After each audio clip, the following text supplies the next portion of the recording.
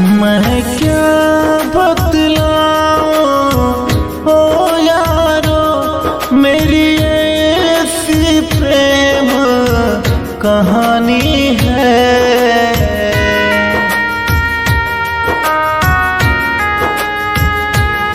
मैं क्या बतलाऊं ओ यारो, मेरी ऐसी प्रेम कहानी है। मेरे याद में आज भी रोती है वो ऐसी पगली दीवानी है। मेरी याद में आज भी रोती है वो ऐसी पगली दीवानी है।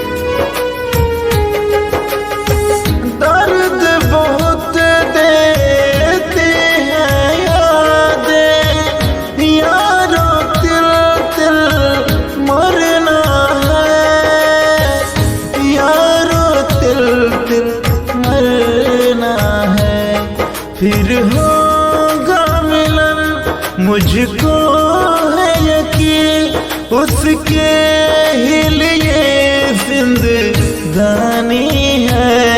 मेरे याद में आज भी रोती है एक ऐसी पगली दीवानी है। मेरे याद में आज भी रोती है एक ऐसी पगली दीवानी